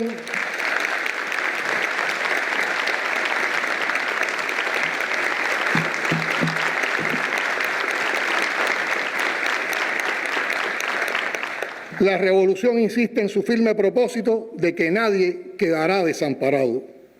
Es cierto que tuvimos que acudir a medidas como las tiendas en moneda libremente convertible, tan cuestionadas, pero imprescindibles para incentivar remesas, canalizarlas y resolver una contradicción señalada de manera persistente y crítica por economistas y otros expertos, o sea, la fuga al exterior de divisas que estaban drenando los escasos ingresos del país por vía de los compradores privados. La solución fue atraer esos recursos al mercado interno y con los ingresos en moneda libremente convertible, financiar los gastos en alimentos y combustibles del país en momentos en que ni siquiera contábamos con arribo de turistas y la pandemia pesaba enormemente sobre los magros capitales disponibles.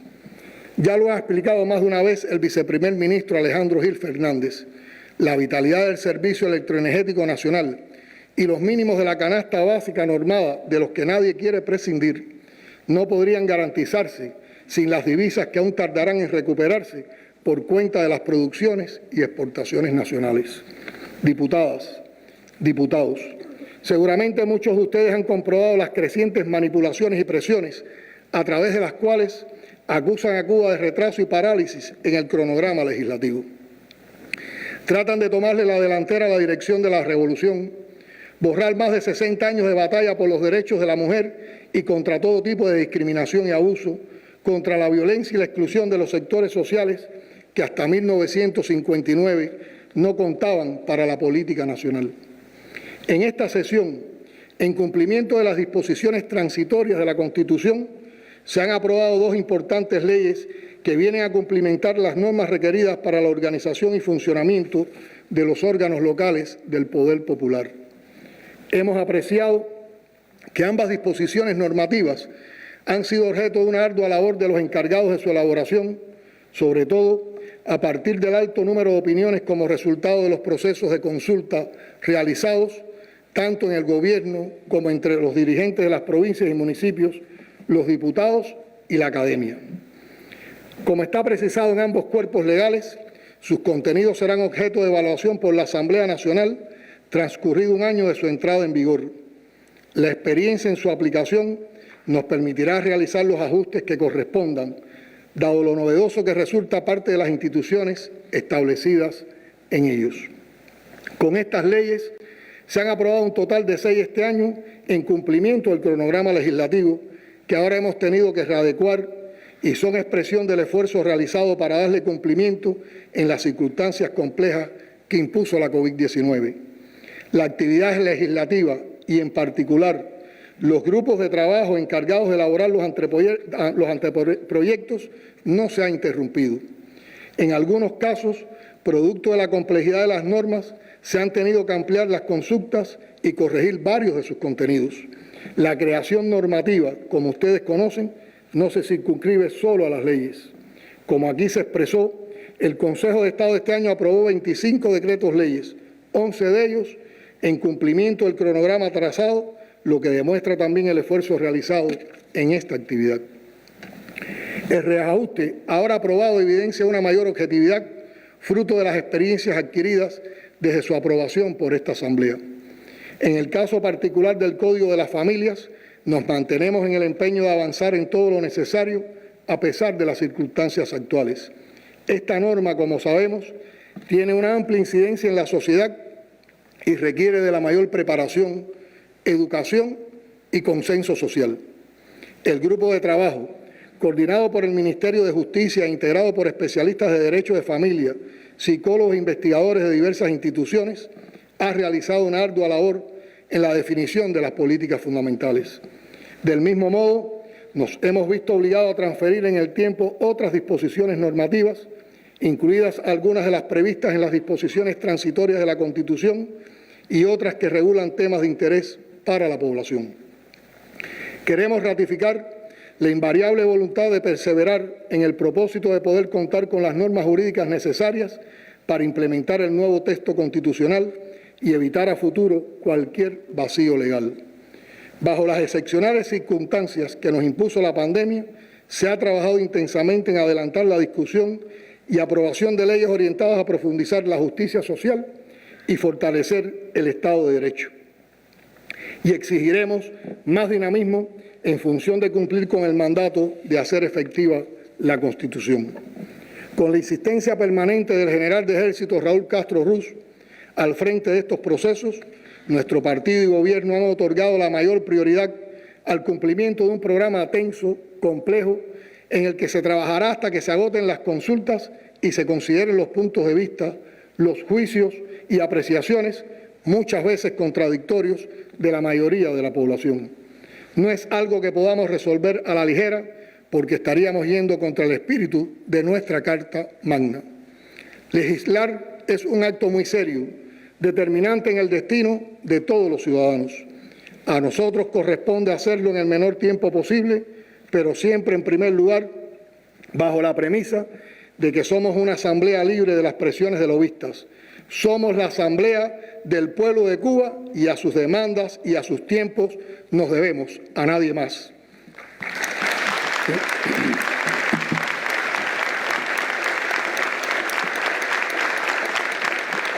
Compañeras y compañeros, pasando a temas de la agenda internacional, hay que destacar también el impacto singular e inesperado de la pandemia que agravó las contradicciones ya existentes en el mundo y las tensiones de una economía global que tendía a la desaceleración de los volúmenes productivos y los flujos comerciales.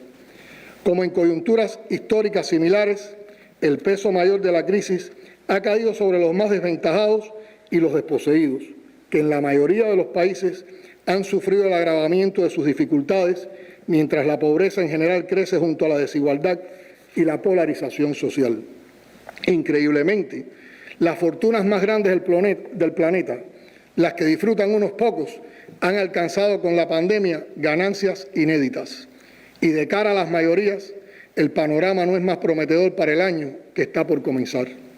El impacto general de los desajustes ya experimentados continuará empeorando, con grandes interrogantes sobre cuándo y cómo se recuperará la producción manufacturera general y la prestación de servicios en los grandes centros económicos y en los países en desarrollo, con incertidumbre sobre los flujos comerciales, el empleo y la estabilidad financiera.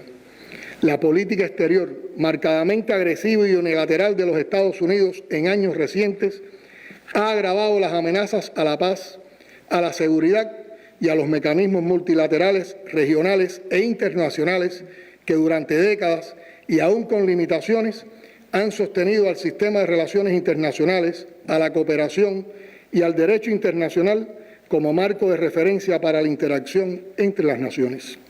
Para Cuba y para la mayoría de los países se redujeron las posibilidades de intercambio directo.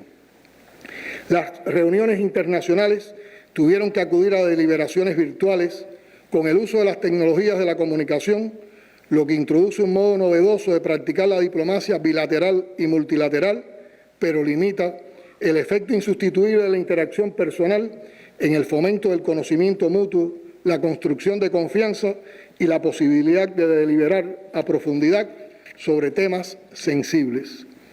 En ese desafiante contexto, y sin dejar de atender ninguna de las prioridades, el país siguió fortaleciendo y desarrollando sus relaciones con la comunidad internacional sobre la base de los principios de la Carta de las Naciones Unidas, luchando siempre a favor de la paz y de la protección del medio ambiente, promoviendo los postulados del movimiento de países no alineados y persistentemente comprometido con la unidad e integración de los pueblos de América Latina y el Caribe. Demostramos la capacidad de sostener y llevar a nuevos ámbitos la cooperación solidaria, piedra angular y singularmente característica de nuestra política exterior. Tarde o temprano se escribirá la historia de esta nefasta pandemia y su impacto a nivel global. Si se narra con honestidad, será imposible soslayar el papel de Cuba y de los miles de cubanos que acudieron voluntariamente a otras tierras a enfrentar el peligro y a honrar el código hipocrático que acompaña en la conciencia y en el corazón a nuestros abnegados trabajadores de la salud. Por otro lado, hemos adoptado medidas dirigidas a proteger y apoyar a los ciudadanos cubanos que se encuentran en el exterior. Con ese propósito y ante la necesidad de respetar rigurosos protocolos de protección y distanciamiento físico, promovimos la realización de trámites consulares a distancia. A pesar de la necesaria cancelación de los vuelos regulares durante aproximadamente 7 meses, se apoyó la realización de 94 vuelos charter que permitieron el regreso a Cuba de más de 5.000 compatriotas desde 56 países, al tiempo que se adoptaron medidas excepcionales como la prórroga automática de estancia en el exterior. La voluntad de continuar fortaleciendo los vínculos entre Cuba y sus nacionales en el extranjero es irrevocable. Hace pocos días, el 8 de diciembre, celebramos la 7ª Cumbre CARICOM-Cuba, que confirmó la consolidación de las estrechas relaciones con los hermanos caribeños, basadas en el apoyo mutuo, la cooperación y la solidaridad ante los retos que debemos enfrentar en el sistema internacional injusto y desigual. En estos tiempos, cuando se hace más necesaria la cooperación, compartimos con orgullo la disposición y la entrega de nuestros médicos y profesionales de la salud que prestan servicio en todas las naciones de la Comunidad del Caribe y por primera vez también en 5 territorios no independientes. Agradecimos la solidaridad y el respeto del Caribe hacia Cuba y defendimos con valentía la amistad mutua. Unos días después, celebramos la 18ª cumbre del ALBA-TCP, en la que ratificamos nuestro rechazo a la conducta injerencista del imperialismo en el hemisferio y a los intentos de reimponer la doctrina Monroe, a la vez que reafirmamos el respaldo a la revolución bolivariana y chavista, al gobierno de la hermana Nicaragua y celebramos el regreso del Estado Plurinacional de Bolivia a esa organización. Casi llega a su fin el 4º y último año del actual gobierno de Estados Unidos, el número 12 desde que triunfó la revolución. Comprometido con los sectores más rabiosamente anticubanos de ese país, ha desatado contra Cuba en este periodo una guerra sórdida con la absurda pretensión de ponernos de rodillas, de romper la resistencia de la revolución y obligarnos a realizar concesiones tanto en política exterior como en nuestra realidad interna. Su fracaso es rotundo y notorio. Las consecuencias sobre la economía y su impacto en la vida y el bienestar de millones de cubanos sí ha sido, sin embargo, de gran envergadura. La guerra económica se ha dirigido con perfidia sobre las principales fuentes de ingresos y contra el suministro de combustible, con medidas de naturaleza no convencional impropias de tiempos de paz. Se declaró abiertamente la ambición de asfixiar el desempeño económico del país y hubo quienes públicamente se pusieron a contar los días. Al efecto ya abrumador del bloqueo, se agregaron medidas que lo escalan a un nivel cualitativamente superior. El uso del título 3 de la ley Helms-Burton para castigar o amenazar a quienes legítimamente comercian con Cuba o invierten aquí. El ataque a las remesas, la elaboración de listas caprichosas para aplicar restricciones adicionales al sistema empresarial cubano, las limitaciones añadidas a las estrechas posibilidades de viaje, la criminal persecución de los suministros de combustible, el acoso a las transacciones financieras en cualquier rincón del mundo y la campaña de presiones contra terceros países para que rehúsen solicitar nuestra cooperación médica aun cuando la necesiten, son acciones que llevan la marca Trump y el sello de la cohorte de extremistas que inescrupulosamente hoy gobiernan ese país. En los medios de información nacionales y en los foros multilaterales hemos argumentado con amplios detalles el costo para la isla de esa guerra que en el marco de la pandemia Estados Unidos reforzó con cruel y despiadada voluntad. Como ya hemos dicho, es algo que los cubanos no podremos olvidar. La verdad no puede ocultarse. El bloqueo económico es moral y legalmente insostenible. Eso lo saben numerosos políticos de los Estados Unidos con los que hemos compartido durante años y nos sorprendería que alguien aún pudiera argumentar lo contrario.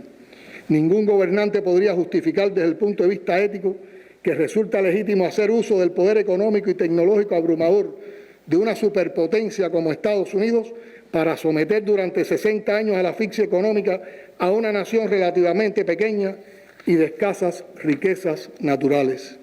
Se argumenta que existen discrepancias políticas entre nuestros dos gobiernos y claro que las hay.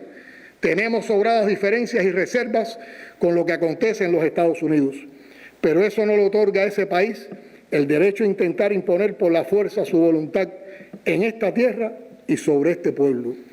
Hemos demostrado una singular capacidad de resistencia y mantenemos la firme determinación de rechazar tal empeño.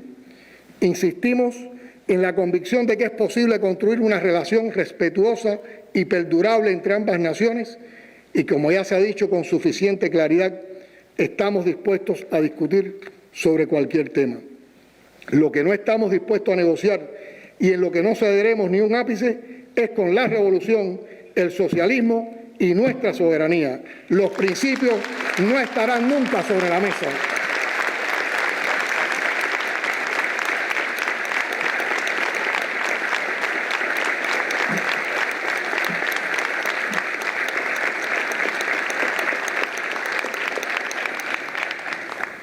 Compatriotas, seguramente no olvidaremos que este escenario tan complejo que hoy hemos descrito coincidió en el tiempo con el periodo de elecciones en nuestro vecino del norte y Cuba volvió a convertirse en asunto de la agenda electoral doméstica. Llovieron amenazas y llovió dinero para propiciar lo que muchos creían el golpe final a Cuba, Nicaragua y Venezuela en un presumible segundo periodo del todavía presidente. O una situación de inestabilidad y tensiones que impidiera cualquier posible retorno del diálogo en caso de una victoria demócrata. Se nos echaron encima con todo, provocaciones de actitudes mercenarias conectadas con huelgas falsas de supuestos artistas que buscaban atraer a la opinión pública y a la intelectualidad para imponer diálogos camuflados en preocupaciones auténticas del sector. Pero eran más los reclamos extraartísticos con el evidente propósito de servir de estrado a proyectos de confrontación previamente articulados con el objetivo de crear una oposición política sin base social. Y como telón de fondo, acciones terroristas, falsas noticias y amenazas violentas por las redes. Eso es, en pocas palabras, el resumen del golpe no tan blando que se preparó para Cuba como aguinaldo final de un año difícil. Es algo que nuestros medios han explicado valiente y detalladamente, razón por la cual se les trata infructuosamente de denigrar en algunas plataformas financiadas desde el exterior. Hemos visto proyectarse en tiempo real los antiguos y nuevos planes de los servicios especiales norteamericanos contra la revolución, el producto de los cursos de formación de liderazgo de la ANEC y la USAID, la atención que hipócritamente dicen prestar a los problemas que afectan e irritan a la población, la mayoría provocados por el cruel bloqueo del mismo gobierno que los exacerba con el fin de generar descontento, pero también por vacíos y errores de nuestras instituciones en su imprescindible vínculo con quienes desarrollan actividades afines. Es una guerra despiadada que desconoce la ética y los principios y que bajo el paraguas de premios y otras dádivas, a través de supuestas ONG y agencias dependientes de gobiernos extranjeros, financian grupos y acciones dirigidas a denigrar y debilitar al Estado. Los líderes del laboratorio aparenten tomar distancia de los violentos, se disfrazarán de pacíficos negociadores políticos y tratarán de imponer sus agendas apostando al estallido social si sus demandas no son cumplidas. Bajo ese fuego que pretende distraernos de las tareas esenciales, nos toca seguir peleando por un país mejor sin cansarnos. No es la primera vez en la historia que los enemigos de la Revolución cubana intentan golpearlo oportunamente en un momento difícil para la economía y la sociedad. No es la primera vez que los lobos se disfrazan de ovejas y que tratan de tomar una cabeza de playa. No es la primera vez que mienten y presentan al mundo un país distinto al de su realidad. La narrativa es casi novelesca y no faltan medios de gran alcance para amplificarla en español y en inglés. Inflan tanto los hechos que en un momento de tantos desafíos y urgencias corremos el riesgo de desviar la atención de los asuntos en los que le va la vida a la nación para movernos al compás de los que quieren destruirla. Este no es un gobierno desconectado del pueblo, enclaustrado en oficinas. Recorremos sistemáticamente las provincias, visitamos universidades, centros de investigación, fábricas, escuelas, hospitales, polos agrícolas. Allí hemos dialogado con los que piensan y trabajan como país, con los que hacen posible que en medio de los ataques y las más duras dificultades, Cuba viva. No olvidar que por cada uno de los que se unen en las redes, convocados por el odio, el revanchismo y el deseo de dañar a un gobierno, aunque eso signifique dañar a todo el pueblo, hay muchos más unidos en la pasión de salvarlo, sacarlo adelante y aproximarlo cada vez un poco más a la prosperidad anhelada. Para el desempeño de muchas estructuras, instituciones y espacios estatales cubanos, este ha sido un año de crisis por la COVID-19, de crisis sanitaria, económica y productiva, pero también ha sido el momento de aprender a utilizar mejor las herramientas que nos brinda la tecnología y de darle un impulso que todavía resulta inaceptablemente lento al gobierno electrónico, necesariamente conectado con las inquietudes y cuestionamientos de la ciudadanía. Urge también que promovamos cambios más profundos a nivel estructural para desatar las fuerzas productivas, arrinconar a la burocracia y cerrarle los caminos a la corrupción. Nos toca a todos propiciar las transformaciones con agilidad y lucidez. Es un reto en el que participan en este momento equipos multidisciplinarios para que cada acción esté avalada por criterios científicos de dirección y sucedan con la menor cuota de trauma posible.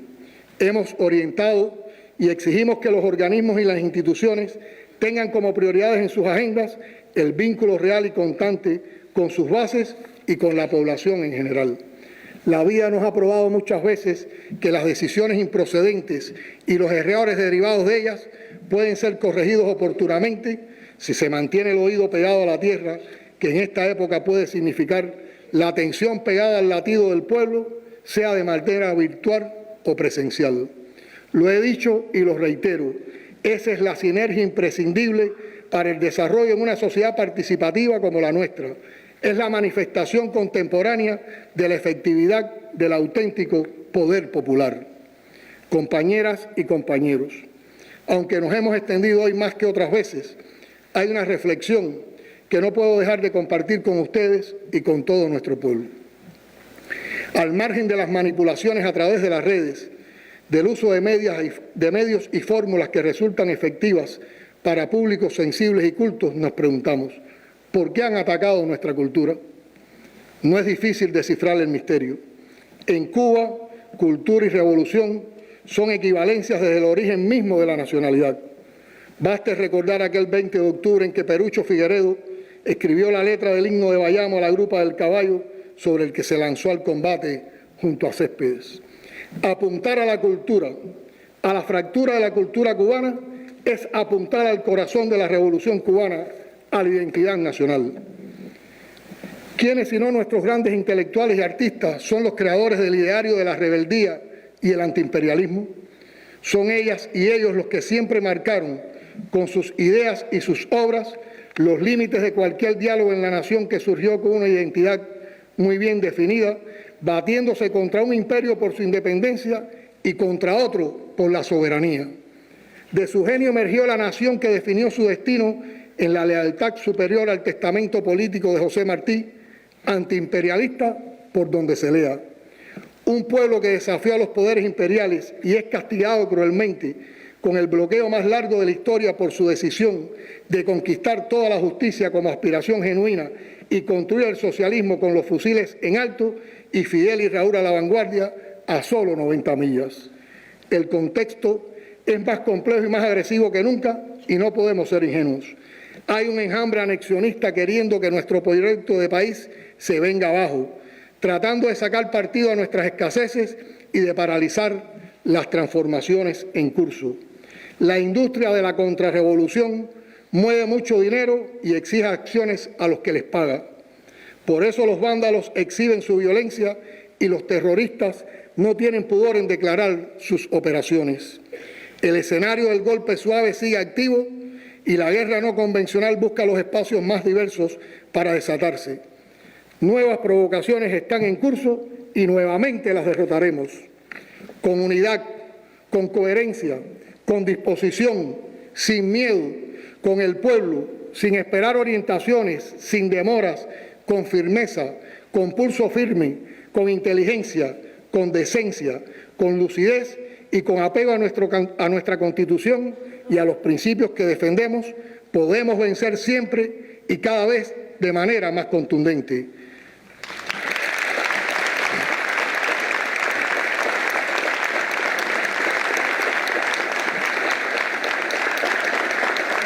Nos corresponde también evaluar las fallas, los vacíos, el acomodamiento, la insensibilidad, el formalismo, la burocracia y el inmovilismo enquistado en algunas instituciones. Repasemos una y otra vez el concepto de revolución que nos legó Fidel, así como su advertencia de que solo nuestros errores podrían llevar a la autodestrucción de la revolución. Fortalecer la labor del gobierno y las instituciones en interacción directa con la ciudadanía es una responsabilidad que se profundizó con la nueva Constitución. Es vital para la nación mantener vivo y en desarrollo ascendente el diálogo con los jóvenes en todas las instituciones y a todos los niveles. Tenemos el deber y la responsabilidad de atraerlos, estimulando su realización personal y profesional, su participación en tareas de importancia y también con respeto y atención a sus propuestas. Hay que desterrar definitivamente la formalidad en las respuestas a la población, ir al fondo de los asuntos y siempre que sea posible, cara a cara. No se trata solo de escuchar y registrar cada queja o planteamiento. Se trata de responder eficazmente y sin dilación, siempre que sea posible, con una solución. Esa obligación nos debe llevar constantemente a las bases, a escuchar, a atender, a garantizar la participación ciudadana sin la cual la democracia socialista carece de sentido. El objetivo es facilitar el cumplimiento de las funciones sustantivas de cada entidad. Tratar fría y formalmente problemáticas sociales es traicionar la esencia de la participación popular que demandamos. Debe quedar claro que los problemas los tienen que enfrentar y solucionar las instituciones a las que corresponda por su ámbito de acción. Compatriotas, por su impacto en la vida de todos, es prioridad nacional potenciar la economía y lo que tribute a acelerar el desarrollo del país. Ya no podemos posponer más lo que mandató el pueblo en los últimos congresos del partido. Es preciso implementar sin demora todo lo pendiente, estremecer al sistema empresarial, asegurar el ordenamiento, enfrentar de manera inteligente la subida de precios. Convocamos también al necesario sector privado y cooperativo. Es preciso desterrar los egoísmos y la búsqueda exclusiva del beneficio personal que mueve a algunos a pescar en el río revuelto de las necesidades de la mayoría, subiendo abusivamente los precios. Este pueblo noble y trabajador ha sobrevivido a todos los cercos y abusos imperiales con una extraordinaria dosis de solidaridad y de generosidad que ya forma parte inseparable del ser nacional. El egoísmo es una actitud que no prosperará en nuestra patria. Cuba es de todos, han reclamado algunos en estos días, pero no sería justo acreditarse su posesión sin atender a sus necesidades. No insistamos en que nos pertenecen, entendamos lo que significa pertenecerle a ella. La patria es ara y no pedestal, dijo José Martí, marcando las profundas diferencias entre quienes están dispuestos al sacrificio por servirla y los que quisieran servirse de ella o entregarla a otro. Las organizaciones políticas y de masas están llamadas a ser más proactivas e incluyentes, no descuidar nunca el importante componente social en su trabajo político e ideológico y trabajar con todos, no solo con los convencidos, también con los apáticos, en cuya indiferencia tenemos una cuota de responsabilidad los que no hemos sido capaces de sumarlos. Abordar sin cortapisas el debate y la atención a temas sociales como la marginalidad, la deshonestidad, la vulgaridad, las adicciones, la disfuncionalidad familiar, la deserción escolar, la situación de los más vulnerables, el femicidio, las discriminaciones de cualquier índole y otros problemas que un día nos saltan a la cara a través de las plataformas digitales, pero no mediante los entes que deberían estar con las uñas hurgando en el terreno. Las organizaciones están permanentemente convocadas a actuar en las calles, no solo para organizar actos o proclamar nuestras consignas, están convocadas a trabajar, a visitar escuelas, barrios, a interactuar para conocer problemáticas y realidades de nuestra gente. No podemos permitir que 3 o 4 provocadores nos conviertan una zona comunitaria en vertedero mediático de quienes la presentan como territorio de gente que odia la revolución. Cubanas y cubanos, después de un año tan desafiante y duro, nuestro pueblo merece celebrar sus avances y su resistencia en el mejor de los ambientes posibles. Trabajemos social e integralmente en proyectos con las familias en sus barrios, colmándolos de respeto, identidad y autoestima para que todos sus vecinos sientan orgullo por ese pedazo de patria de su país, su gobierno y su revolución. Hemos mostrado capacidad para enfrentar todos los retos y desafíos. Funcionamos organizadamente y aquí estamos. Una vez más hemos derrotado y desarticulado las más perversas intenciones del imperio para destruir la revolución. El pueblo se ha crecido en este 2020 tan duro que puso a prueba nuestra resistencia, nuestra solidaridad, nuestra unidad, pero nos dio mayores aprendizajes y nos dio la victoria. Con esos aprendizajes, el 2021 se nos presenta en el horizonte intenso, retador, como un escalón para la superación de nuestros propios límites en el camino del perfeccionamiento y de la continuidad. Debemos consagrarnos a convertir en hechos la convicción compartida de que la obra de justicia social que hemos emprendido tendrá su mejor respaldo en el crecimiento productivo y eficiente a partir de nuestras propias realizaciones. En estos días de final de año, de reunión imprescindible para seguir juntos empujando el país, como escribió el poeta, sentimos en lo más profundo la ausencia de voces entrañables que durante muchos años le incorporaron a los análisis y debates del Parlamento la belleza y la fuerza de las ideas que tejen la nacionalidad cubana, el sentimiento de patria, la comunidad de intereses y sueños. Se recuerda en primer lugar a Fidel, capaz de levantar con su voz y sus ideas el imbatible pensamiento de la nación frente a los adversarios. Su silla sigue aquí, inmortalizando el insuperable legado de lecciones políticas que nos dejó como tarea permanente. Y más recientemente, se extraña a uno de sus más cercanos discípulos y colaboradores en la misión de hablar al pueblo, el tribuno del lado de la sala, don Eusebio de La Habana, quien siempre nos trajo hasta aquí el caudal infinito de la intelectualidad cubana de la que se nutría su inolvidable oratoria. Ellos nos recuerdan que todo pensamiento es una semilla. Pensar como país es sembrar y fertilizar el futuro. Los convocamos a seguir pensando y actuando como país para afianzar la certeza de triunfo y creatividad de esa Cuba viva que se ha convertido en la premisa de los días actuales. Siguen existiendo razones para celebrar, más razones mientras más duras han sido las pruebas que hemos vencido. Felicidades, cubanas y cubanos. Somos Cuba viva. Somos el país que se ha empeñado en resistir y vencer los cercos y los ataques más crueles y perversos. Y aquí seguimos, viviendo, resistiendo, creando y venciendo. Adelante 2021. Cuba te espera, viva y fortalecida en los combates del año que termina. Los hijos de la generación del centenario, junto a nuestro pueblo, tienen el deber, el compromiso y el honor de dar continuidad a la historia que nos trajo hasta aquí, y nuestra consigna sigue siendo patria o muerte, venceremos.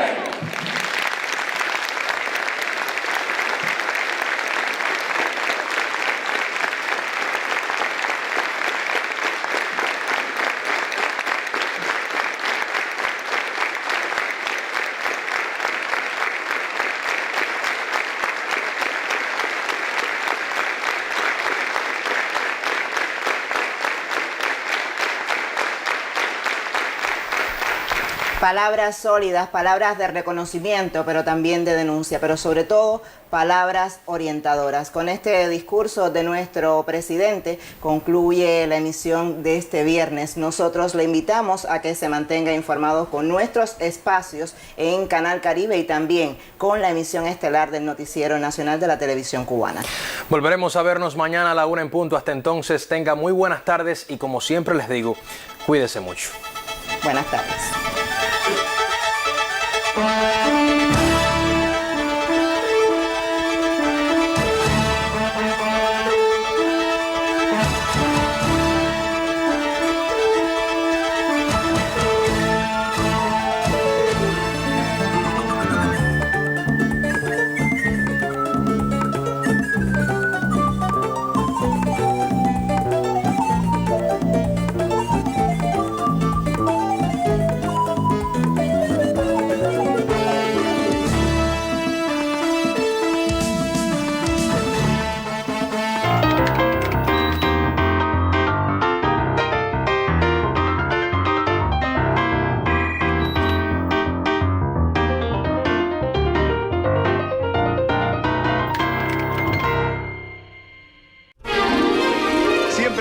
Un año hacemos balance de nuestras vidas. Y este año ha sido particularmente difícil para todos. Pero estamos aquí, vivos, fortalecidos.